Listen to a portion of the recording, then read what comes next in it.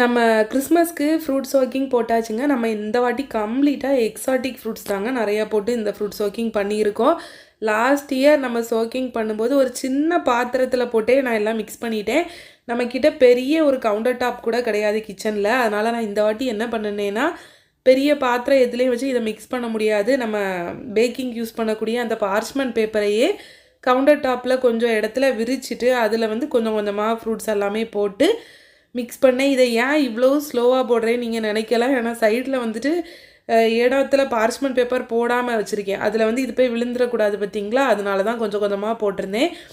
நம்ம இந்த வாட்டி ஃப்ரூட் சோக்கிங்கில் பார்த்தீங்கன்னா பிளாக் ரைசின், அப்புறம் எல்லோ டேட்ஸு, அப்புறம் tutti frutti, plums, prunes, kiwi, mango, அப்புறம் வந்துட்டு பீச்லேயே 2 கலர் போட்டிருந்தோம். அதுக்கப்புறம் வந்துட்டு ட்ரைட் பைனாப்பிள் போட்டிருந்தோம். அப்புறம் வந்து என்னெல்லாம் போட்டேன்னு எனக்கே பாதி மறந்து போச்சு. அப்புறம் வந்து பார்த்திங்கன்னா ட்ரைடு கிரான்பெரிஸ், செரி, அப்புறம் ப்ளூபெர்ரி, வேறு எதெல்லாம் இருக்குதுன்னு எனக்கே ஞாபகம் இல்லை. ஆனால் இதில் விஷயம் என்னென்னா, இவ எல்லாரும் பார்க்கறதுக்கு ஒரே மாதிரி கருப்பு, வெள்ளை, மஞ்சள், பச்சை இந்த கலர்லேயே இருக்காவ. அதனால் எதை போட்டோன்னே ஞாபகம் இருக்க மாட்டேங்குது. அப்புறம் வந்துட்டு என்னென்னா நிறைய நட்ஸ் போட்டிருந்தேன். நட்ஸு வந்துட்டு இதில் பாதி அளவு ஃப்ரூட்ஸ்னால் பாதி அளவுக்கிட்ட நட்ஸே போட்டிருந்தோம். எல்லாம் ஃபிக்கு போட்டிருந்தேன். இதை பார்த்தவரை தான் ஞாபகம் வருது. இது எல்லாம் போட்டு அப்புறம் வந்துட்டு இதை மிக்ஸ் பண்ணவே முடியலைங்க. ஏன்னா இந்த இடம் வந்துட்டு ரொம்ப குட்டியாக இருந்தனால மிக்ஸ் பண்ணுறது ரொம்ப கஷ்டமாக தான் இருந்துச்சு. நெக்ஸ்ட் இயருக்குள்ளாடி நம்ம வந்துட்டு கண்டிப்பாக ஃப்ரூட் சோக்கிங் வந்துட்டு வேறு ஏதாச்சும் ஒரு பிளேஸில் வச்சு தான் அரேஞ்ச் பண்ணணும்னு நினச்சிருக்கேன். பார்ப்போம் எந்த அளவுக்கு போகுதுன்னு தெரியலை. அதுக்கப்புறம் வந்து இதில் ரம் தான் நம்ம யூஸ் பண்ணியிருந்தோம். நம்ம நான் ஆல்கஹாலிக் ப்ளம் கேக் சோக்கிங் தான் போட்டிருக்கோங்க. ரம் வந்துட்டு ஓல்டு மாங்கு பிராண்டு தான் யூஸ் பண்ணியிருந்தேன்.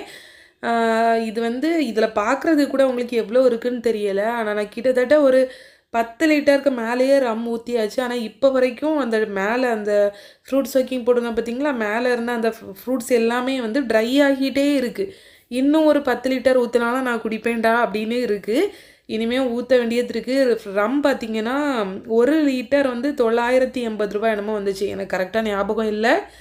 ஆனால் அந்த பாத்திரத்தை நம்ம ரம்மை ஊற்றிட்டு ஓப்பன் பண்ணோன்னா மூக்கை கொண்டு வைக்க முடியாதுங்க. அப்படி தொண்டை வரைக்கும் அந்த ரம் ஸ்மெல்லு போகுது. இதை வேற எப்படி தான் குடிக்காங்கன்னு தெரியலை. ஆனால் அந்த கலர்ஃபுல்லான அந்த ஃப்ரூட்ஸை பார்க்கும்போது ரொம்ப நல்லா இருந்துச்சு. எனக்கு பார்க்க பிக்சர்ஸ் எடுத்துகிட்டே இருக்கணும் போல தான் இருந்துச்சு. கண்டினியூஸாக நிறைய கமெண்ட்ஸ் வந்துட்டுருக்கு, அக்கா இந்த ப்ளம் கேக் ரெசிபி ஷேர் பண்ணுங்கன்னு. நான் வந்துட்டு இந்த ப்ளம் கேக் ரெசிபி வந்து ப்ரீ ரெக்கார்ட் வீடியோ ஆன்லைன் கிளாஸில் ஷேர் பண்ணலாம் அப்படின்னு நினைக்கிறேன். நீங்கள் என்ன சொல்கிறீங்கன்னு சொல்லிட்டு கமெண்ட்ஸில் ஷேர் பண்ணுங்கள். பாய்.